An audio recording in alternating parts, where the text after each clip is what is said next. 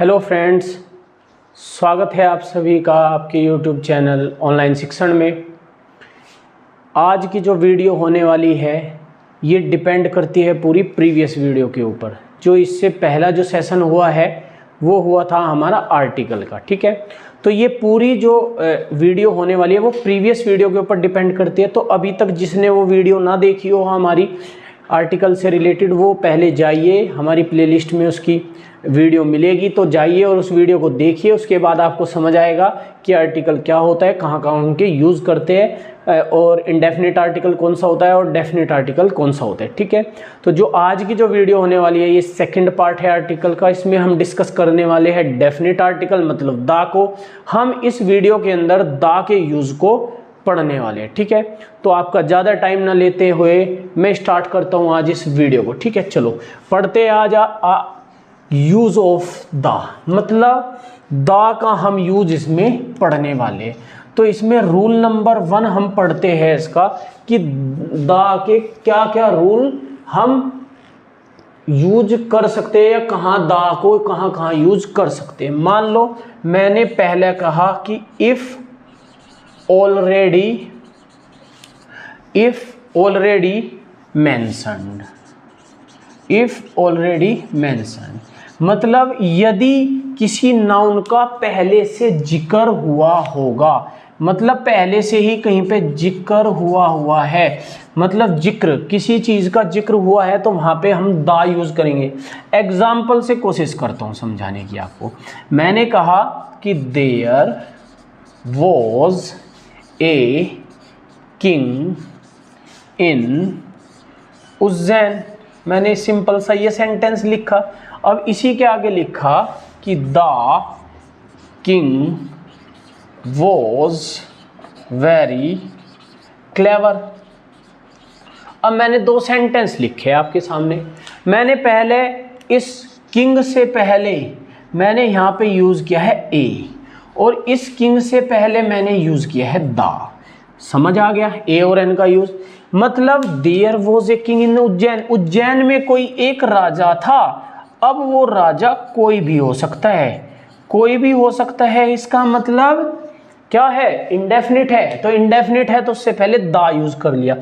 अब नेक्स्ट जो सेंटेंस है उसमें किंग का पहले से जिक्र हो चुका है, तो इसीलिए अब वो किंग डेफिनिट हो गया, और डेफिनिट हो गया तो उससे पहले मैंने दा यूज कर लिया।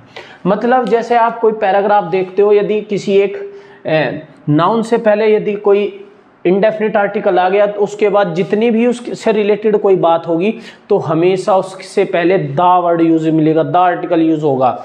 मतलब जब कभी वो वर्ड वो नाउन पहले से ही मेंशन है तो उससे पहले हम क्या यूज करेंगे, दा यूज करेंगे, ठीक है। तो रूल नंबर 1 हमारा कहता है दा के में कि यदि वो ऑलरेडी मेंशन्ड हो। ऑलरेडी मेंशन्ड का मतलब यदि पहले से उसका जिक्र हो चुका हो, यदि पहले से उसका जिक्र हो चुका है तो इसका मतलब है उससे पहले हम दा यूज करने वाले हैं, ठीक है। रूल नंबर 2 कहता है कि by adding close with noun, मतलब नाउन के साथ कोई क्लोज ऐड करने के लिए भी उससे पहले हम दा यूज करने वाले हैं। एग्जाम्पल नंबर 1 पढ़ते हैं कि आई नो ए बॉय, मैं एक लड़के को जानता हूं। हु इज वेरी इंटेलिजेंट, जो बहुत ही इंटेलिजेंट है। मैंने सिंपल सा एक सेंटेंस लिखा है। अब एक सेंटेंस और लिखता हूं आपको क्लोज को अच्छे से समझाने के लिए। I know a man, I know a boy who helped me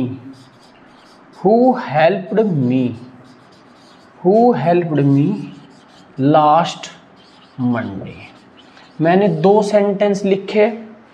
who helped me last Monday, मैंने क्या कहा है कि मैं एक लड़के को जानता हूं जो बहुत इंटेलिजेंट है।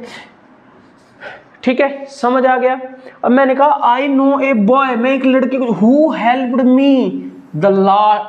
मी लास्ट मंडे, मतलब वो एक तरह से ये क्या हो गया, ये एक क्लोज हो गई, ये पूरी एक क्लोज ही तो है, ये क्या है, ये एक पूरी क्लोज है, और इसमें भी ये पूरी एक क्या है, क्लोज है। तो अब ये एक डेफिनेट क्लोज है, क्योंकि ऊपर तो हमको ये नहीं पता कि वो लड़का कौन सा है, सिर्फ ये पता है कि जो एक क्या है, इंटेलिजेंट है, मतलब इंडेफिनिट है, तो हम यहाँ पे ए यूज कर सकते हैं। मैंने क्या बताया, इंडेफिनिट से पहले ए या एन यूज करेंगे, और डेफिनेट से पहले द। जिसने मेरी हेल्प करी मतलब डेफिनिट है, और डेफिनिट है तो मतलब यहाँ पे आएगा द, क्या आएगा, द। तो I know a boy who is very intelligent, और ये हो गया, ये कैसी क्लोज होगी, ये होगी डेफिनेट क्लोज। मतलब नाउन को कोई भी क्लोज निश्चित मतलब डेफिनेट कब बनाएगी, जब वो कुछ कार्य करना दर्शा रही हो, ना कि उसकी कोई विशेषता बता रही हो। मतलब जब भी कोई क्लोज कार्य करना दर्शा रही हो तो वो डेफिनेट क्लोज होती है।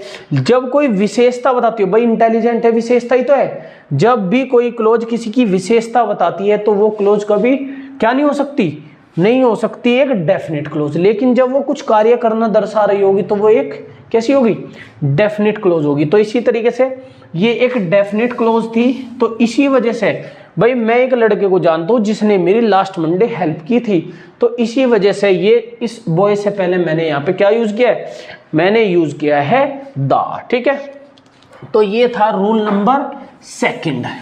तो रूल नंबर सेकंड कहता है कि बाय एडिंग क्या, क्लोज विद नाउन। ठीक है, close with noun.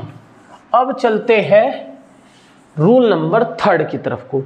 Rule number third की यदि मैं बात करूं तो रूल नंबर 3 कहता है कि बाय एडिंग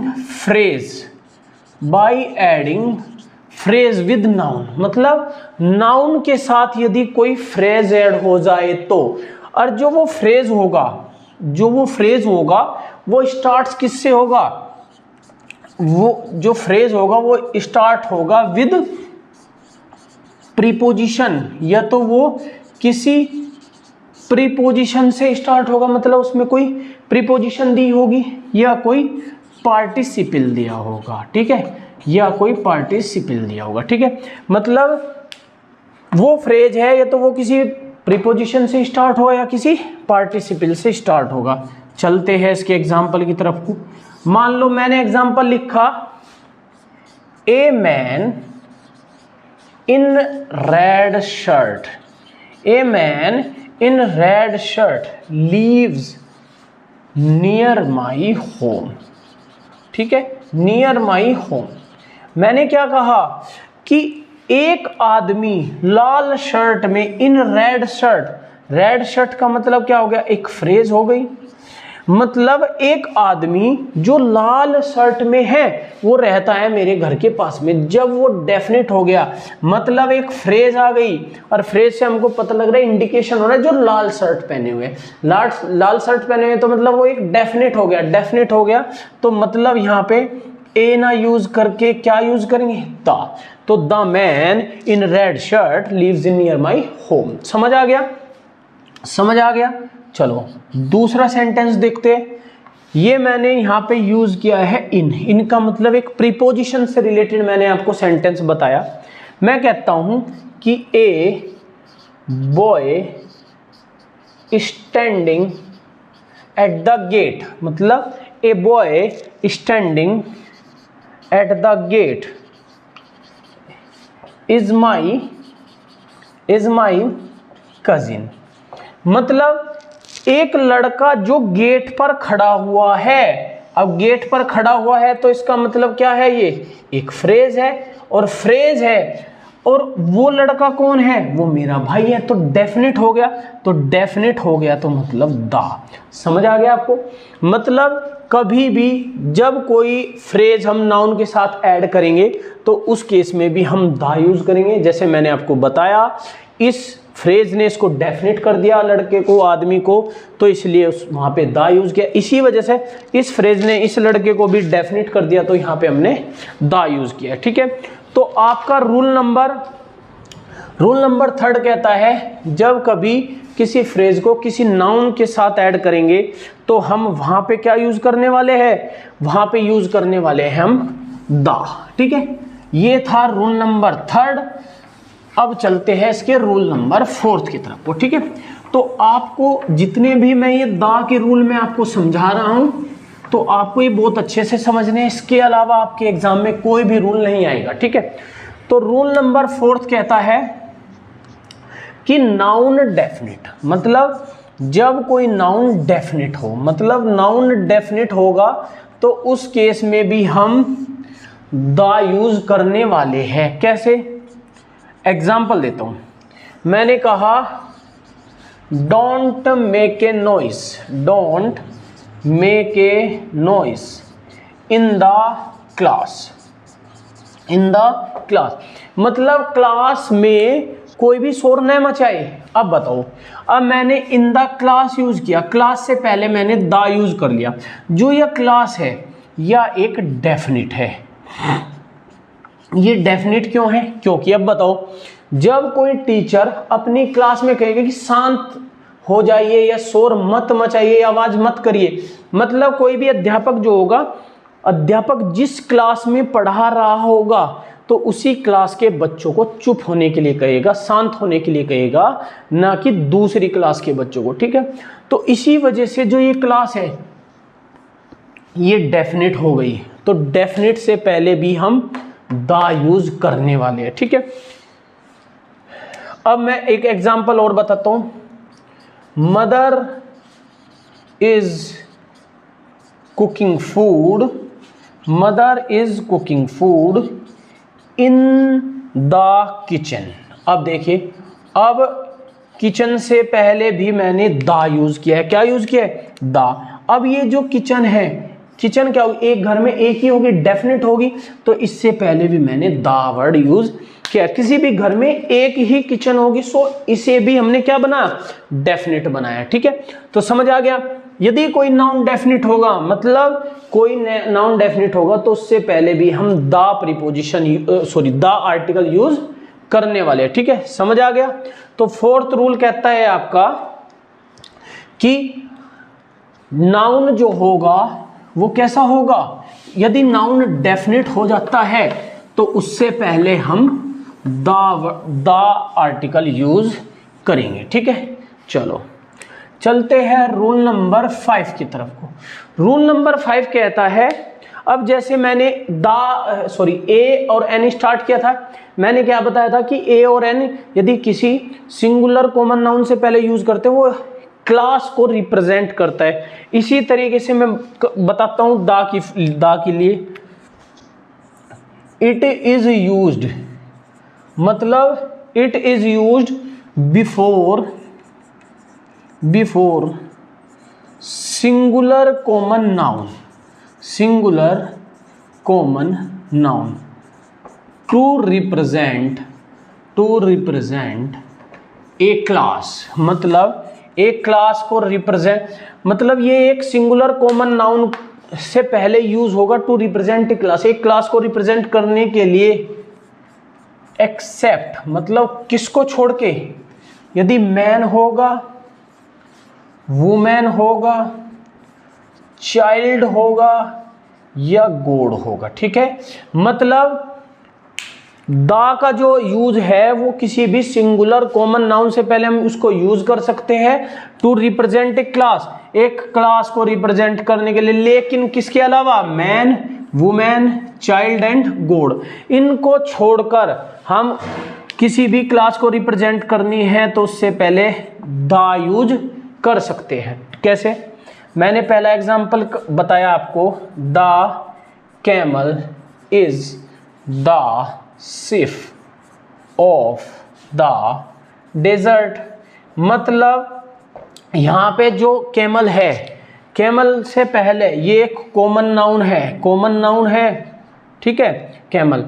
अब जैसे ये यहां पे जो कैमल है ये क्या कर रहा है, ये पूरी क्लास को रिप्रेजेंट कर रहा है। किसको रिप्रेजेंट कर रहा है? मतलब कैमल ने पूरी क्लास को रिप्रेजेंट कर दिया, तो इससे पहले मैंने दा यूज कर लिया।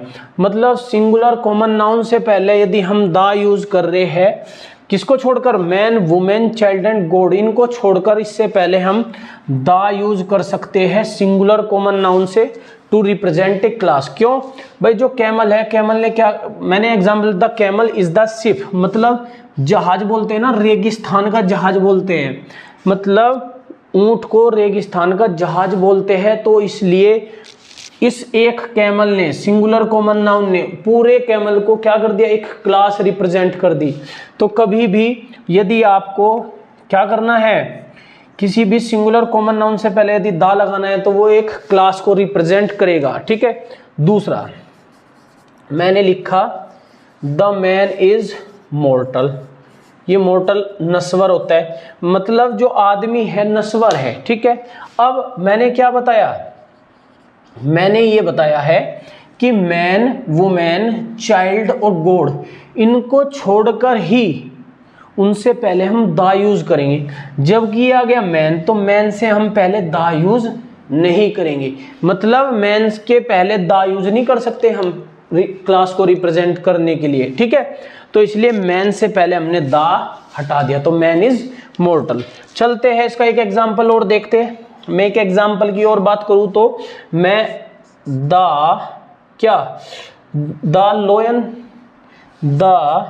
लोयन इज कॉर्निवोरस, मतलब मांसाहारी है। अब देखिए मैंने दा यूज किया है, लेकिन जो लोयन है इससे पहले हम क्या यूज कर सकते? ए भी यूज कर सकते। क्यों? जो लोयन है वो एक मांसाहारी है, और मैंने जब ए में आपको बताया था कि सिर्फ एक व्यक्ति और वस्तु से पहले यदि हम ए लगा देंगे वो भी एक क्लास को डिनोट कर सकते हैं। वह मैन, वुमेन, चाइल्ड और गॉड से पहले हम दा यूज नहीं करते। ठीक है। तो आपको समझ आ गया। और इस केस में हम लोयन जो है वो मांसाहारी है, तो इस केस में हम ए भी यूज कर सकते हैं और दा भी। ये एक क्या है? न्यू रूल है आपके लिए। ठीक है। समझ आ गया। तो ये था रूल नंबर 5, जिसमें कह रहा है कि यदि किसी सिंगुलर कॉमन नाउन से पहले आप दा यूज करते हैं तो वो एक क्लास को रिप्रेजेंट करेगा। ठीक है। लेकिन किसको छोड़कर? मैन, वुमेन और गॉड और चाइल्ड। नेक्स्ट क्वेश्चन, नेक्स्ट चलते हैं रूल की तरफ को। दा इज यूज्ड, जो दा है वो यूज करेंगे किससे पहले? बिफोर कंपैरेटिव डिग्री, मतलब किसी भी कंपैरेटिव डिग्री से पहले हम दा यूज कर सकते हैं। ठीक है। दा यूज कर सकते हैं, लेकिन कब करेंगे? कंडीशन है कब? Making selection of one from two, मतलब दो में से एक का जब सिलेक्शन करना होगा उस केस में हम कंपैरेटिव डिग्री से पहले दा यूज कर सकते हैं। ठीक है। नॉट इन कंपैरिजन, मतलब हम कंपैरिजन में नहीं यूज कर सकते, लेकिन सिलेक्शन में हम यूज कर सकते। कंपैरिजन में नहीं यूज करेंगे दा को, सिर्फ हम किस में यूज कर सकते हैं? सिलेक्शन में। ठीक है। एग्जाम्पल से समझते हैं। मान लो मैंने एग्जाम्पल लिखा, he is the more sensible. अब देखिए, he is the more sensible than Sumit, वह सुमित से ज्यादा सेंसेबल है। अब देखिए वैसे तो मोर लगा है तो कंपैरेटिव डिग्री है, तो अब यहाँ पे देन लगाया है तो तुलना हो रही है, और मैंने तुलना के लिए, कंपैरिजन के लिए तो मना किया है।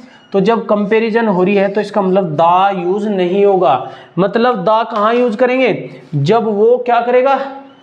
जब वो सिलेक्शन करेगा दो में से। मान लो मैं इसी सेंटेंस को लिखता हूं, he is more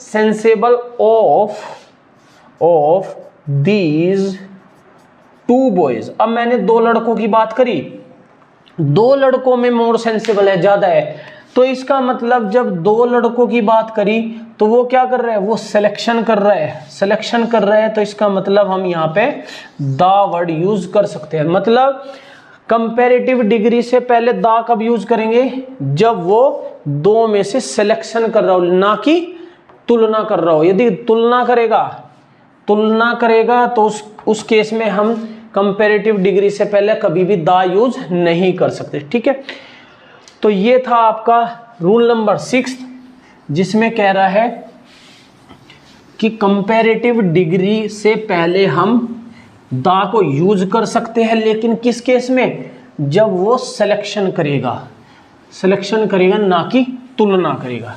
ये था आपका रूल नंबर 6। अब चलते हैं रूल नंबर 7 की तरफ। रूल नंबर 7 की यदि मैं बात करूं तो क्या होगा, रूल नंबर 7 कहता है इन डबल कंपैरिजन, मतलब कभी भी जब दो बार कंपैरिजन होगी, डबल कंपैरिजन होगी, तो उस केस में हम द यूज कर सकते हैं।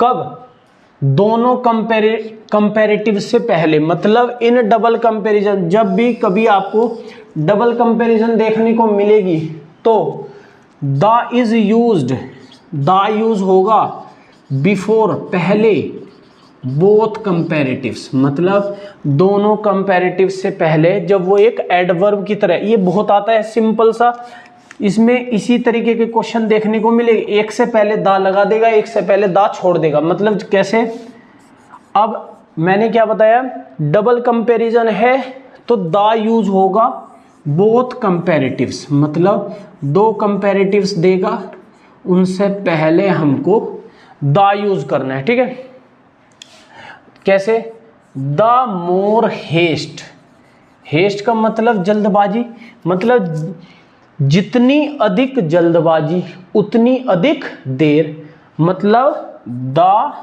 मोर डिले। बिल्कुल सेम ऐसे ही आता है, देखने को मिलेगा। आप क्या कहेगा, वो सिंपल सा आपको ऐसे दे देगा द मोर हेस्ट, और उसके बाद आपको या छोड़ देगा, फिल करने के लिए कहेगा मोर डिले। नीचे 4 ऑप्शन दिए रहेंगे।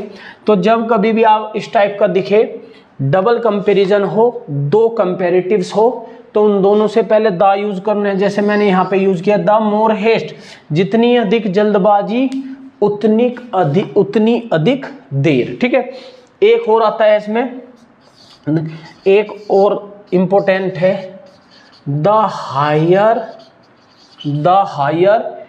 यू गो, इसी टाइप के देखने को मिलेंगे। द कोल्डर इट इज, बिल्कुल सेम ऐसे ही आएगा। ठीक है, तो इसी तरीके का अब यहाँ पे डबल कंपैरेटिव्स है, तो इससे पहले भी द यूज किया है और इससे पहले भी द यूज किया है। तो जब कभी दो कंपैरेटिव्स दिए हो, डबल कंपैरिजन हो, तो उस केस में भी हम द यूज करेंगे। कैसे, द मोर हेस्ट, और बीच में मैंने डबल कंपैरिजन के लिए मैंने यहाँ पे दोनों जगह क्या यूज किया है, कोमा। तो उस केस में, डबल कंपैरिजन के केस में हम the word, the article use करेंगे। ठीक है, तो ये था आपका रूल नंबर 7। रूल नंबर 7 कहता है कि जब डबल कंपैरिजन हो तो उस केस में भी हम द यूज करेंगे दोनों कंपैरेटिव से पहले। Rule number 7। अब चलते हैं रूल नंबर 8 की तरफ को। अब मैंने क्या बताया था, अभी तक मैंने जितना भी बताया आपको रिलेटेड टू डेफिनिट आर्टिकल और इनडेफिनिट आर्टिकल, क्या बताया, आर्टिकल कभी प्रॉपर नाउन से पहले यूज नहीं करते, लेकिन कब करते हैं, जब वो as a common noun use होते हैं। लेकिन हम the is used before proper noun, मतलब किसी प्रॉपर नाउन से पहले हम द यूज कर सकते हैं। कब, टू मेक कंपेरिजन, मतलब यदि किसी की कंपेरिजन करनी हो तो उस केस में हम द यूज कर सकते हैं। कैसे, एग्जाम्पल से समझाता हूं। देखिए, मान लो मैंने कहा कि कालिदास इज द, भाई हमारे जो कालिदास थे वो क्या है, शेक्सपियर, मतलब शेक्सपियर सबसे ज्यादा बड़े पोएट, तो Kalidas is the Shakespeare of India, मतलब भारत के क्या है, शेक्सपियर है। अब ये देखिए मैंने, ये क्या है, शेक्सपियर, शेक्सपियर क्या है, एक प्रॉपर नाउन है, और प्रॉपर नाउन है तो अब इनकी तुलना कर दी, मतलब कालिदास की क्या की, तुलना की है शेक्सपियर से। जब कभी भी किसी प्रॉपर नाउन को यूज करेंगे तो वो टू मेक द कंपैरिजन, जब भी कंपैरिजन करनी होगी तो यहाँ पे कालिदास की जो तुलना की है शेक्सपियर से की है, तो इसी वजह से यहाँ पे क्या यूज किया है, द यूज किया है। इसी तरीके से मान लो मैं कहने लगूं कि जो दिल्ली है, जो दिल्ली है इज, जो दिल्ली है इज द क्या, London of India, London of India. अब मैंने क्या बताया है, मैंने दिल्ली को भारत का क्या बताया है, लंदन बताया, लंदन बताया मतलब कंपैरिजन की है, तो कंपैरिजन की है तो मैंने यहाँ पे क्या यूज किया है, द। भाई मैं स्टार्टिंग से ही बोलता आ रहा हूँ, जो आर्टिकल होता है किसी भी प्रॉपर नाउन से पहले आर्टिकल यूज नहीं करना, लेकिन कब यूज करना है, या तो वो proper noun as a common noun use हो रहा हो, या हमको कंपैरिजन करनी हो। ठीक है, समझ आ गया। तो ये था रूल नंबर 8, जिसमें कह रहा है कि जो प्रॉपर नाउन है वो किस लिए यूज होगा, टू मेक द कंपैरिजन, मतलब कंपैरिजन करने के लिए हम क्या यूज करेंगे, हम द आर्टिकल यूज करेंगे। ठीक है, चलते हैं इसके रूल नंबर 9 की तरफ। रूल नंबर 9 कहता है, मान लो कोई एडजेक्टिव लिखा है, सिंपल सा है, एडजेक्टिव लिखा है, यदि हम इस एडजेक्टिव से पहले, इस एडजेक्टिव से पहले यदि हम द ऐड कर दे तो वो जो एडजेक्टिव है वो प्लूरल बन जाएगा। मतलब कभी भी यदि कोई एडजेक्टिव दिया होगा और उससे पहले हमने द वर्ड यूज कर लिया तो वो उसको प्लूरल में चेंज कर देता है। कैसे, एग्जाम्पल से समझाता हूं। मान लो मैंने लिखा है वीक, वीक का मतलब होता है कमजोर, कमजोर है तो है एडजेक्टिव, सिंपल सा एक एडजेक्टिव है। तो इस एडजेक्टिव से पहले यदि मैं द लगा दूं, मतलब इसको लिख दूं द वीक, क्या लिख दूं, द वीक, तो द वीक लिखते ही प्लूरल बन गया। प्लूरल का मतलब है द वीक बराबर हो गया वीक पीपल, मतलब कमजोर आदमी। तो इसी तरीके से जब कभी किसी एडजेक्टिव को प्लूरल बनाना हो तो उससे पहले द यूज कर लो। कैसे, एक और बताता हूं। मान लो ब्लाइंड, ब्लाइंड का मतलब क्या होता है, अंधा, सिंपल सा क्या है, एक एडजेक्टिव है, लेकिन यदि मैं इससे पहले द ब्लाइंड लिख दूं, द ब्लाइंड लिख दूं तो इसका मतलब क्या है, ये ब्लाइंड पीपल की बात कर रहा है। ये इसको इसने क्या किया, एडजेक्टिव से पहले यदि द कभी भी देखने को मिले तो क्या होगा, वो क्या होगा, प्लूरल फॉर्म में होगा। जैसे इसी तरीके से मान लो रिच है, क्या है, रिच है, रिच का मतलब क्या है, धनी है, लेकिन मैं द रिच लिखते ही, द रिच लिखते ही क्या हो जाएगा, रिच पीपल हो जाएगा। मतलब कहने वाली बात यह है, यदि किसी एडजेक्टिव से पहले यदि हम द लगाते हैं तो वो एडजेक्टिव क्या करेगा, उसको प्लूरल में चेंज कर देगा। अब देखिए एक चीज और बताता हूं। अब एक वर्ड हम मोस्टली यूज करते हैं, आपने देखा होगा इंग्लिश। यदि मैं इंग्लिश यूज करता हूं, क्या है, एक लैंग्वेज है, क्या है, एक लैंग्वेज है। तो अब लैंग्वेज है तो इससे पहले यदि मैं द इंग्लिश यूज करूं, क्या करूं, द इंग्लिश, द इंग्लिश का मतलब क्या हो गया, इंग्लिश पीपल, क्या हो गया, इंग्लिश पीपल, मतलब इंग्लिश पीपल जो अंग्रेज होते हैं। तो द इंग्लिश लगते ही, भाई इंग्लिश तो एक यहाँ पे क्या थी, यहाँ पे था एक सब्जेक्ट, एक लैंग्वेज, लेकिन इंग्लिश से पहले द लगते ही क्या हो गया, दा लगते ही वो इंग्लिश प्यूपिल हो गया, मतलब अंग्रेज बन गया। इसी तरीके से मान लो मैं लिख दूं चाइनीज, क्या है, चाइनीज तो एक भाषा है, एक लैंग्वेज है, लेकिन यदि मैं इससे पहले दा वर्ड यूज कर दूं, मैं इसको लिख दूं द चाइनीज, द चाइनीज होते ही तो ये सारे चाइनीज लोगों को रिप्रेजेंट करेगा, मतलब ये हो जाएगा क्या, चाइनीज पीपल। ठीक है, मतलब कभी भी यदि आपको किसी भाषा, लैंग्वेज या किसी एडजेक्टिव से पहले दा लगा मिले तो इसका मतलब है वो उसने प्लूरल में चेंज कर दिया। ठीक है, एक एग्जांपल लिखता हूं। मान लो मैंने कहा द ब्रेव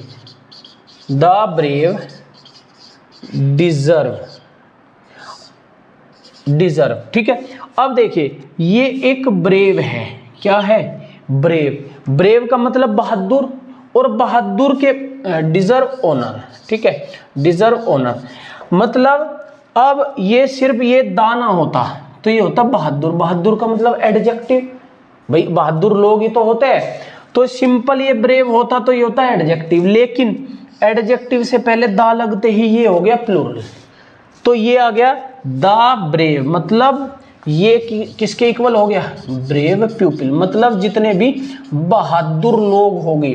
तो मैंने इस रूल में आपको बताया है कि किसी लैंग्वेज, कोई भी लैंग्वेज हो या कोई एडजेक्टिव हो, भाई लैंग्वेज मैंने बताई, या तो कोई लैंग्वेज हो या कोई एडजेक्टिव हो, यदि इससे पहले आपको दा दिखे, क्या दिखे, दा, तो ये दा इस लैंग्वेज या एडजेक्टिव के आगे लगने से उसको प्लूरल में चेंज कर देगा।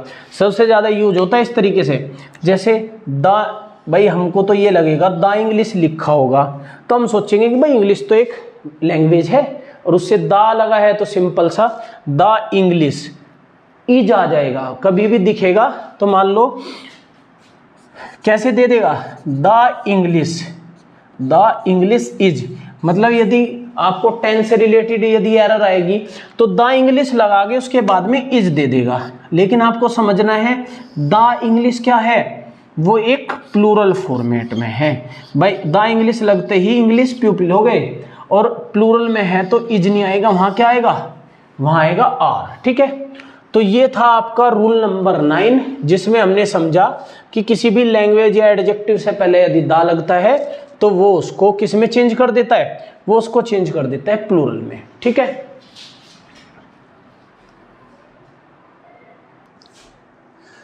तो ये रूल समझ आ गया होगा। इसमें मैंने बताया है कि किसी भी एडजेक्टिव या लैंग्वेज से पहले यदि दा आ जाता है तो वो उसको प्लूरल में चेंज कर देता है। ठीक है, चलो इसका एक एग्जाम्पल देख लेते हैं, और ये एग्जाम्पल देखने के बाद चलते हैं नेक्स्ट रूल की तरफ को। ठीक है, अब इसका एक एग्जाम्पल देख लेते हैं। पहले मैंने एग्जाम्पल में लिखा है the English defeated French in the battle of Waterloo. ठीक है, सिंपल सा एक सेंटेंस लिखा है, मैंने क्या लिखा है, the English defeated French in the battle of लू। अब सेंटेंस देखने में बिल्कुल सही लग रहा है, लेकिन छोटी सी इसमें क्या है, कमी है। वो क्या है, भाई मैंने क्या बताया है, इंग्लिश है, इंग्लिश यदि सिंपल होती, दाना लगा रहा था तो क्या होती, एक लैंग्वेज हो सकती थी, लेकिन इससे पहले दा लगते ही ये प्लूरल बन गया, मतलब इंग्लिश लोग हो गए। और यहाँ पे सिर्फ फ्रेंच एक लैंग्वेज है, तो जब ये फ्रेंच लैंग्वेज है तो फ्रेंच के लोगों से ही तो युद्ध हुआ होगा, उसने, अंग्रेजों ने ही तो फ्रेंच को हराया होगा, तो इसका मतलब है यहाँ पे हमको क्या यूज करना पड़ेगा, फ्रेंच से पहले दा यूज करना पड़ेगा। ठीक है, क्यों भाई, प्लूरल बनाना पड़ेगा इसको भी। फ्रेंच तो एक भाषा हो गई, एक लैंग्वेज हो गई, लेकिन उनको फ्रेंच को हराया है इंग्लिश ने, इंग्लिश पीपल ने, तो इंग्लिश पीपल ने हराया होगा फ्रेंच पीपल को, आदमियों को तो हराया होगा, तो इसलिए यहाँ पे फ्रेंच से पहले क्या आएगा, दा आएगा। ठीक है, तो ये था आपका रूल नंबर 9। अब चलते हैं रूल नंबर 10 की तरफ। रूल नंबर 10 कहता है इफ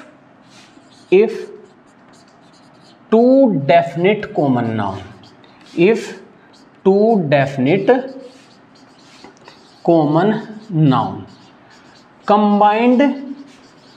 कंबाइंड विद एंड, यदि दो कॉमन नाउन कंबाइंड हो एंड से, किससे हो, एंड से, तो हम कहाँ कहाँ यूज करेंगे आर्टिकल को, दा को, पहला रूल कहता है, और इसका दूसरा, दा यूज करेंगे केवल फर्स्ट नाउन से, मतलब पहले नाउन से पहले आर्टिकल कब यूज करेंगे, जब वो एक ही व्यक्ति या वस्तु से संबंध रखता हो, व्यक्ति या वस्तु से संबंध रखता हो।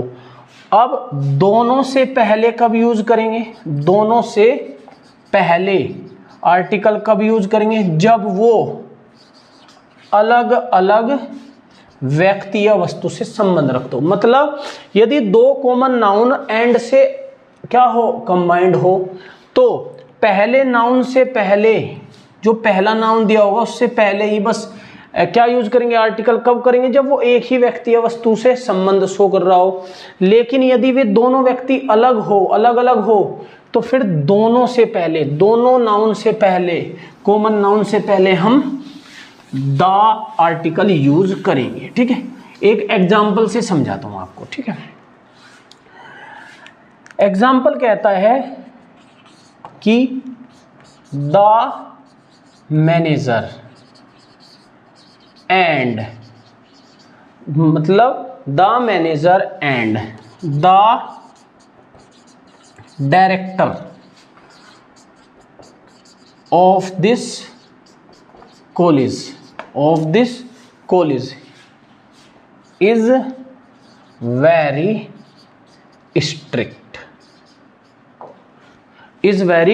स्ट्रिक्ट। ठीक है, मतलब इस कॉलेज का जो मैनेजर है और जो डायरेक्टर है वो क्या है, बहुत स्ट्रिक्ट है। अब देखने वाली बात ये है, यदि ये दोनों अलग अलग इंसान होते, दो होते, तो यहाँ पे जो वर्ब आती वो आर आती। भाई दो होते तो प्लूरल फॉर्म में वर्ब आती, लेकिन यहाँ पे इज आई है तो इसका मतलब एक ही इंसान है। और जब एक ही इंसान है, जब एक से ही रिलेशन रख रहा है, तो इसका मतलब सिर्फ हमको पहले वाले कॉमन नाउन से पहले ही आर्टिकल यूज करना है। तो इसलिए मैंने क्या किया, दूसरे वाले कॉमन नाउन से पहले का जो आर्टिकल है उसको हटा दिया। क्यों हटा दिया, क्योंकि वो एक क्या है, वो एक ही व्यक्ति से रिलेशन रख रहा है, और जब एक ही व्यक्ति से रिलेशन रखेगा तो इसका मतलब है सिर्फ पहले वाले से, जो पहला कॉमन नाउन है, सिर्फ उससे पहले ही हमको क्या यूज करना पड़ेगा, आर्टिकल यूज करना पड़ेगा। ठीक है, ये था रूल नंबर 10। अब चलते हैं रूल नंबर 11। रूल नंबर 11 कहता है बिफोर सुपरलेटिव डिग्री, मतलब सुपरलेटिव डिग्री से पहले भी हम द आर्टिकल यूज करने वाले हैं। कब, भाई मैंने क्या बताया, सिंपल सा है। मैंने अभी इससे पहले जब रूल बताया था उसमें मैंने क्या बताया था, कंपैरेटिव डिग्री में बताया था वो, लेकिन सिलेक्शन के लिए बताया था। जब दो में से एक का सिलेक्शन करना होता है तब यूज करते हैं कंपैरेटिव डिग्री से पहले दा, लेकिन सुपरलेटिव डिग्री से पहले तो 100% दा ही यूज करेंगे। तो इसमें तो सिंपल सा रूल कहता है कि दा जो होगा वो किसी भी सुपरलेटिव डिग्री से पहले क्या होगा, सुपरलेटिव डिग्री से पहले हम उसको यूज करेंगे। ठीक है, मतलब किसी भी सुपरलेटिव डिग्री से पहले हमेशा क्या यूज करेंगे, हम दा यूज करेंगे। मान लो मैंने कहा कि माउंट एवरेस्ट, क्या कहा, mount Everest is the highest peak, is the highest peak. अब मैंने क्या कहा, अब जब सुपरलेटिव डिग्री कह रहे is the highest peak of the world, of the world, भाई संसार की तो सबसे ऊंची चोटी है माउंट एवरेस्ट। अब मैंने क्या बताया कि सुपरलेटिव डिग्री से तो पहले हमेशा द ही आएगा। अब जब ये हाईएस्ट आ गया, ये हाईएस्ट क्या है, एक सुपरलेटिव डिग्री है, तो सुपरलेटिव डिग्री से पहले क्या यूज हुआ है, तो द को। कंपैरेटिव डिग्री से पहले भी द यूज होता है, लेकिन किस केस में, जब वो सिलेक्शन करता है दो में से एक का, ना कि क्या, कंपैरिजन। ठीक है, तो ये था रूल नंबर 11 का पहला एग्जांपल, जिसमें मैंने बताया कि माउंट एवरेस्ट जो है वो वर्ल्ड की सबसे ऊंची चोटी है। मतलब क्या बता दिया, सुपरलेटिव डिग्री। मान लो मैं कहूं ही is the best student, he is the best student of his class, वह अपनी क्लास का सबसे अच्छा स्टूडेंट है। तो सबसे अच्छा स्टूडेंट है, बेस्ट स्टूडेंट है, सुपरलेटिव डिग्री है, और जब सुपरलेटिव डिग्री है तो उससे पहले मैंने क्या यूज कर लिया, मैंने यूज कर लिया द। तो मतलब सुपरलेटिव डिग्री से पहले हमेशा क्या आएगा, हमेशा द ही आएगा। ठीक है, सुपरलेटिव डिग्री से पहले हमेशा द ही आएगा।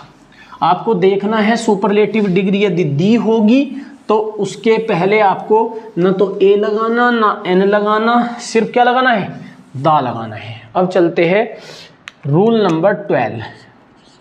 रूल नंबर 12 कहता है मील ऑफ ए डे, मतलब मील खाना।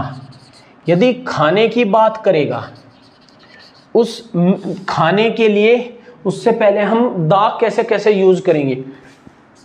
मान लो वो एक ब्रेकफास्ट की बात करता है, लंच की बात करता है और डिनर की बात करता है। मतलब इसमें से किसी की भी बात करता है, ब्रेकफास्ट की, लंच की या डिनर की। ठीक है, तो इसमें क्या होगा, जब इसमें पहला रूल कहता है कि जो हमारा ब्रेकफास्ट, लंच या डिनर होगा, यदि वो क्या करता है, डिनोट करता है, यदि वो डिनोट कर रहा है किसको, रेगुलर मील को, यदि वो रेगुलर मील को डिनोट कर रहा है या जनरल मील को डिनोट कर रहा है, तो उससे पहले no article.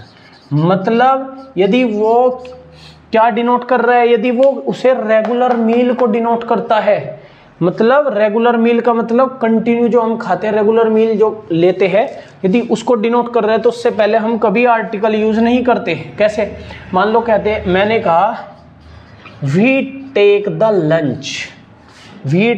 Lunch at 2 PM। अब मैंने कहा भाई मैं जो लंच है वो 2 बजे लेता हूँ, तो एक जनरल मील हो गया। तो जब जनरल मील हो गया तो इससे पहले हम दा यूज नहीं करेंगे कभी भी। भाई मील मैंने खाने के लिए क्यों बताया, इसलिए बताया यदि कभी जनरल रेगुलर मील की यदि बात आती है तो उससे पहले कभी आपको दा यूज नहीं करना। मान लो मैंने कहा कि the breakfast must be heavy, मतलब जो ब्रेकफास्ट है वो हैवी होना चाहिए। ठीक है, हैवी होना चाहिए। अब मुझको ये पता है कि जो ब्रेकफास्ट है वो जनरल मील है, डेली लेते हैं, तो जनरल मील है तो इसमें दा नहीं आएगा। ठीक है, तो मील ऑफ ए डे में कहता है कभी भी आपको यदि जनरल मील की यदि वो बात करता है तो उससे पहले आपको कोई भी आर्टिकल यूज नहीं करना। ठीक है, कब यूज करना है, यदि वो कोई ओकेजन को डिनोट करता है, मतलब यदि वो किसी ओकेजन को डिनोट कर रहा है तो उस केस में हम क्या यूज कर सकते हैं, उस केस में हम यूज कर सकते हैं आर्टिकल को। ठीक है, जैसे मैंने कहा ही invited us to a dinner, मतलब उसने हमको एक डिनर के लिए इनवाइट किया, कब, ऑन हिज बर्थडे, मतलब अपने बर्थडे पर उसने हमें डिनर के लिए इनवाइट किया। अब मैंने यहाँ पे डिनर से पहले ए यूज कर लिया, तो ये एक जनरल मील नहीं है, तो इसी वजह से मैंने यहाँ पे ए यूज कर लिया। ठीक है, समझ आ गया।